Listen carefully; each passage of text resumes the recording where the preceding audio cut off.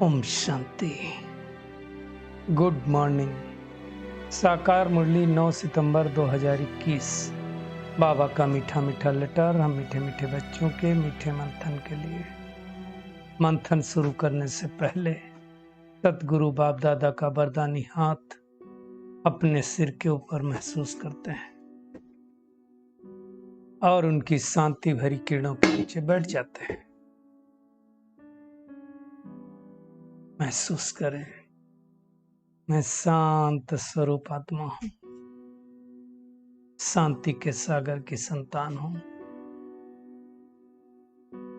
आज प्यारे बाबा ने कहा, मीठे बच्चे तुम सेंसिबल बने हो। सेंसिबल किसको कहा जाता है? जिसके सेंस ऑर्गन अच्छे से काम करते हो, वो भी अच्छे वाले। तो सेंसिबल जो होते हैं वो समय की परख को, रिक्वायरमेंट को अच्छी तरह से समझते हैं। बाबा कहते तुम सेंसिबल हो तो कमाई का बहुत बहुत शौक होना चाहिए।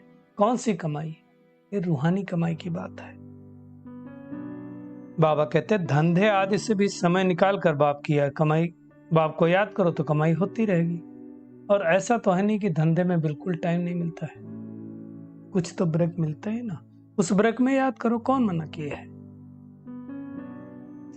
आज प्रश्न है, तुम बच्चों को अभी कौन सी ऐसी श्रीमत मिलती है जो कभी नहीं मिली? बाबा कहते तुम्हें इस समय बाप श्रीमत देते हैं। क्या श्रीमत देते हैं? मीठे बच्चे सवेरे सवेरे उठ करके बाप को याद करो, परमात्मा को याद करो। याद में बैठो तो हम पूरा वर्षा मिलेगा। अमृत बेला हम क्यों बैठते हैं? इसीलिए बैठते हैं ना कि परमात्मा की वर्षा मिले, ज्ञान मिले, गुण मिले, शक्तियां मिले। बाबा कहते हैं गृहस्थ व्यवहार में रहते कमल फूल समान रहो। कमल क्या होता है? कीचड़े में रहता है लेकिन उसके ऊपर कीचड़ लगता नहीं। तो ऐसे ही घर गृहस्थ में रह करके हमारे ऊपर कीचड़ न लगे। बाबा कहते हैं ऐसी श्रीमत दूसरे सत्संगों में कभी मिल नहीं सकती। उन सत्संगों में बाप और वर्षे की तो कोई बात ही नहीं। बस गए, सुना और चले। वहां ये थोड़ी होता कि परमात्मा पढ़ा रहे हैं और किस लिए पढ़ा रहे हैं, ना कोई ऑब्जेक्ट होता है। आज का गीत है, तुम ही हो माता च पिता, तुम ही हो बंधुश्च सखा, तुम ही हो विद्या द्रविणम। सब कुछ मतलब उसके लिए गाते हैं। तो भगवान परमात्मा जो हमारा माता पिता गुरु रक्षक शिक्षक सब कुछ है, ऐसा किसी दुनिया के सत्संग में नहीं बताया जाता है। ना किसी की बुद्धि में रहता है कि परमात्मा के द्वारा हमें वर्षा पाएंगे। लेकिन यहाँ हम बच्चों की, सभी सेंटर्स के बच्चों की बुद्धि में बात रहती है, इसलिए वो उनकी याद में बैठते हैं। बाबा कहते हैं तब बच्चे एक बाप से वर्षा ले रहे हैं। कितने ढेर बच्चे हैं? लाखों। धीरे धीरे वृद्धि को पाते रहते हैं, है ना। मुख्य बात है ऐसे पिता को सवेरे सवेरे उठकर बड़े प्यार से याद करना है। बाबा डायरेक्शन देते हैं कि घर गृहस्थ में रहो लेकिन कमल फूल समान रहो। दुनिया में गीता सुनते सुनाते हैं लेकिन कथनी करनी एक समान नहीं होती। यहां जो कहा वो किया, दोनों एक समान कथनी करनी। बाबा कहते तुम तो जानते हो हमारा बाप नॉलेजफुल है, सारी ड्रामा की नॉलेज है, तो वो नॉलेज हमारे अंदर भी तो होनी चाहिए। ये पुरुषोत्तम संगम युग है ही कल्याणकारी युग, जिसमें हर आत्मा पुरुषोत्तम बनने का पुरुषार्थ कर सकती है। हम बच्चे कर रहे हैं। बाबा कहते हैं तुम मर्यादा पुरुषोत्तम थे, अब फिर से बन रहे हो। कौन बना रहा है? परमात्मा बना रहे हैं। 84 का चक्र हमारी बुद्धि में परमात्मा ने डाल दिया। और कोई सत्संग में दुनिया में सब ज्ञान होता नहीं है ना। ये एक्चुअली ये आत्मा को जज करने की बात है। ये ज्ञान हमारे लिए कौन सा कल्याणकारी है? वो दुनिया वाले सत्संग, ये ज्ञानी समझने की बात है। बाबा कहते हैं हर एक बात पर अच्छी रीति विचार करना चाहिए।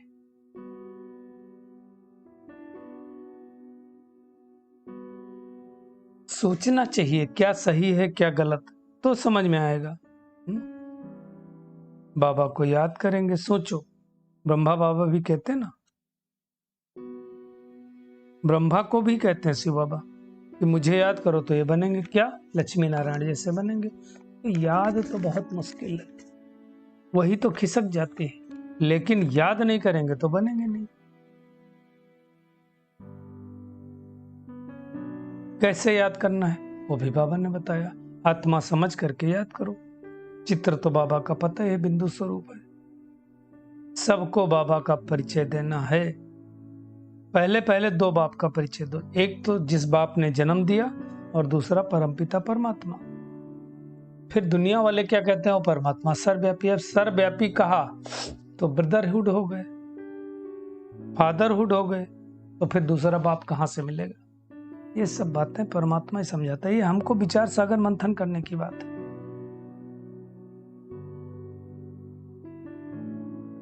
विचार सागर मंथन करेंगे, समझेंगे, तो दुनिया में जो सोचते हैं अष्ट देवी देवताएं हैं सब निकल जाएगा। लोग देवताओं को ही तो सब कुछ समझते हैं, देवताओं को किसने देवताओं जैसा बनाया उसको जानते नहीं। ये सब बातें बेहद का बाप अर्थात परम पिता परमात्मा ही आकर के समझाते हैं। तो पहले निश्चय करो कि हम परम पिता परमात्मा के बच्चे आत्मा हैं। ये निश्चय है, अपने दिल पर हाथ रख करके पूछो। क्योंकि क्या कई बार हम ज्ञान में चलते हैं परंतु निश्चय नहीं होता है। तो ज्ञान भी करते रहते हैं, भक्ति भी करते रहते हैं। कल जैसा बाबा ने कहा ना, जिनको निश्चय हो जाता है उनकी भक्ति छूट हो जाती, फरकती दे देते हैं, डाइवर्स दे देते हैं। ये निश्चय करो कि परमात्मा का ही ज्ञान है, और ये समझेंगे तो खुशी का पारा चढ़ेगा और बाबा को याद भी करेंगे। क्योंकि भगवान वो हमको विश्व का मालिक बना रहा है, ये छोटी मोटी बात नहीं है। जो समझदार होगा, बुद्धि में पूरा निश्चय होगा, तो वो सोचेगा बेहद का बाप निराकार शिव परमात्मा ब्रह्मा बाबा के तन में आता है, चले उनसे मिले। इच्छा होनी चाहिए ना। तो मुख्य बात है पहले उनके बनो तब तो वर्षा मिलेगा। अपने को आत्मा समझोगे तब तो बाबा याद आएगा, ऐसे तो याद आएगा नहीं। अब वो परमात्मा बात भी कैसे करता है, जब आता है ब्रह्मा तन में बैठ करके बात करता है ब्रह्मा के मुख के द्वारा, उनको तो मुख है नहीं ना। ये सब बातें समझनी है।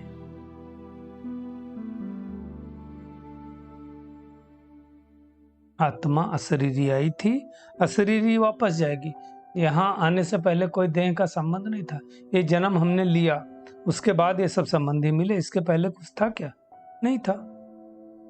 तो बाबा कहते हैं अच्छी तरह से समझो, एक शरीर छोड़ दिया मतलब आप मुझे मर गई दुनिया, इसके बाद कोई संबंध रहा क्या? माता के गर्भ में जाकर के प्रवेश किया, फिर जन्म लिया, और जब जन्म लिया तब जाकर के फिर दूसरे संबंध बने। ऐसे तो इस जन्म में भी हुआ ना। तो बाबा कहते हैं अब तुमको समझदार बनकर के इन बातों को समझना है और दूसरे को समझाना है। एक परमात्मा को याद करना, वो है व्यभिचारी याद। बाकी दुनिया में सबको याद करना, देवी देवताओं को याद करना, वो व्यभिचारी याद। जितना जितना बाबा को याद करेंगे विकर्म नष्ट होते जाएंगे। बाबा कहते हैं ऐसा नहीं कि मित्र संबंधियों को याद करेंगे तो विकर्म बनेंगे, ऐसा नहीं, विकर्म नहीं बनेंगे, लेकिन कोई श्रेष्ठ कर्म भी नहीं बनेंगे, पाप कर्म नष्ट भी नहीं होंगे, विकर्म नष्ट भी नहीं होंगे। विकर्म तब बनते हैं जब हम कोई रांग कर्म करते हैं, बाकी कोई याद करने से विकर्म नहीं बनते। परंतु टाइम तो वेस्ट हुआ ना। बाबा को याद करेंगे तो पाप को नष्ट होंगे, ये युक्ति है पाप को नष्ट करने के लिए। तो बाबा कहते धंधा धोरी फिर कुछ भी करो, जब समय मिले तो बाबा की याद में बैठ जाओ, तो जो आत्मा के ऊपर खाद जमा हुई है वो निकल जाएगी। बाबा कहते हैं मूल बात यह है, अंदर में विचार सागर मंथन करते रहो कि कैसे हम पति से पावन बने। गृहस्थ व्यवहार में रहना है, घर गृहस्थ छोड़ना नहीं है, लेकिन कमल फूल समान रहना है। दो दुनिया है, एक विशेष वर्ड, दूसरी वॉइसलेस वर्ड। अभी विशेष वर्ड है, बाबा की याद के द्वारा हमको वॉइसलेस वर्ड में जाना है। वॉइसलेस वर्ड में जाने के लिए अपने को वॉइसलेस बनाना पड़ेगा, अर्थात विकार मुक्त बनाना पड़ेगा। बाकी ऐसा नहीं कि गंगा में डुबकी लगाएंगे तो पावन बन जाएंगे, नहीं, गंगा में डुबकी लगाने से कोई नहीं पावन बनता है। पावन कैसे बनेंगे? देह सहित देह के सब संबंधों को छोड़ करके बाबा को याद करेंगे। मुख्य बात ये सब समझने की बात है। ये सब बातें बेहद के बाप ही समझाते हैं। बाबा कहते हैं भारतवासी कितने ऊंचे थे, अब नीच बन गए। बाबा कहते हैं मैं फिर से आया हूं तुमको पढ़ाने के लिए, फिर से ऊंच बनाने के लिए। भारत ही नर्क है ना, वैसे तो सारी दुनिया ही नर्क है, बट इन पर्टिकुलर भारत को बाबा स्वर्ग बनाते हैं, बाकी तो दुनिया समाप्त हो जाती है। बाबा कहते हैं भक्ति मार्ग में सबसे पहले सोमनाथ मंदिर बनाते हो, कितना आलीशान मंदिर बनाते हो, फिर उसको बाहर वाले लूट गए, ले गए। महमूद गजनवी ने कितनी बार लूटा, इतना धन था, फिर अंग्रेजों ने लूटा, तो धीरे धीरे भारत कंगाल हो गया, फिर से उसको वापस दे रहे हैं। नियमानुसार देना ही है। ये सारी बातें समझाकर फिर बाबा कहते हैं मन मनाओ, अर्थात मन ही मन याद करो। जो कुछ हुआ फिर से रिपीट होगा। हर चीज सतो से रजो, रजो से तमो बनती ही है, दिन प्रतिदिन बनती जाएगी। बाबा कहते जो भी करते हो, लेकिन जितना भी धंधा धोरी करते टाइम मिले मुझे याद करो। बाबा कहते ऐसे तो बहुत बहुत फ्री रहते हैं धंधा धोरी में, सिग्नेचर किया काम खत्म हो गया। बिजनेस में भी होता है, कोई लोग खाली वो पैसे का लेन देन करते हैं, उनको भी टाइम मिलता है। तो बाबा कहते हैं जितना हो सके एक घड़ी आधी घड़ी बाबा की याद में बैठो तो बहुत कमाई होगी। अब चेक करना मैं बैठती हूँ कि नहीं बैठती हूँ। जो सेंसिबल होगा वो बहुत कमाई करेगा, चार्ट भी लिखेगा कि हमने इतना समय बाबा को याद किया है। बाबा कहते हैं अज्ञान काल में कोई कोई अपनी दिनचर्या लिखते हैं, तुम भी चार्ट लिखो तो अटेंशन रहेगा। कोई टाइम वेस्ट नहीं होता, कोई विकर्म तो नहीं करते, चेकिंग करनी है। तो आज सारा दिन क्या करना है? एक तो सेंसिबल बन करके अपनी कमाई का शौक पैदा करना है, किसी देनदारी को याद कर अपना टाइम वेस्ट नहीं करना है। हाँ, किसी को याद करते समय भी अटेंशन रहे कि कोई रॉन्ग कर्म नहीं करना है जिससे भी कर्म बन जाए। जीते जी एक बाप को याद करना है। धंधा धोरी करते हुए बीच बीच समय निकालकर बाबा की याद में बैठ जाना है। आज का बाबा का खूबसूरत वरदान है, बेहद की वैराग्य वृत्ति द्वारा नष्टो मोहा स्मृत स्वरूप बनने वाले अचल अडोल भव। बाबा कहते हैं जो सदा बेहद की वैराग्य वृत्ति में रहते हैं वो कभी किसी भी दृश्य को देख घबराते व हिलते नहीं है, सदा अचल अडोल रहते हैं। क्योंकि बेहद की वैराग्य वृत्ति से नष्टो मोहा स्मृति स्वरूप बन जाते हैं। अगर थोड़ा बहुत कुछ देखकर अंश मात्र भी हलचल होती है या मोह उत्पन्न होता है तो बाबा कहते हैं तो अंगद के समान अचल अडोल नहीं कहेंगे। कल बाबा ने कहा था ना, ड्रामा की स्मृति रहे, साक्षी दृष्टा भाव रहे तो हिलेंगे नहीं। बेहद की वैराग्य वृत्ति में गंभीरता के साथ साथ रमणीकता भी समाये हो। अगर ये सबका पार्ट है, समझ में आ गया तो हिलेंगे नहीं। स्लोगन है, राज्य अधिकारी के साथ साथ बेहद के वैरागी बनकर रहना, यही राज ऋषि की निशानी है। राज्य अधिकारी तो बनो लेकिन साथ साथ बेहद के वैरागी भी बनना है। चलिए परमात्मा किरणों के नीचे बैठ जाते हैं और महसूस करें मैं बहुत भाग्यशाली आत्मा हूं। अब मुझे घर गृहस्थ में रहते हुए भी कमल पुष्प समान न्यारा और प्यारा बनना है। सेंसिबल बन करके अनेक आत्माओं को ज्ञान सुनाने का शौक रखना है। अब अपना समय किसी भी देहधारी को याद करने में वेस्ट नहीं करना है। एक बाबा को ही जीते जी याद करना है। याद करके अपने विकर्मों को नष्ट करते जाना है। शरीर निर्वार्थ धंधा धोरी करते हुए भी बीच बीच में समय निकालकर एक बाबा की याद में बैठ जाना है। अब अपनी वैराग्य वृत्ति को बेहद की बनाना है। नष्टो मोहा स्मृति स्वरूप बनना है, क्योंकि लास्ट में जो भी पेपर आएंगे अगर बेहद की वैराग्य वृत्ति होगी तभी हम नष्टो मोहा हो सकेंगे।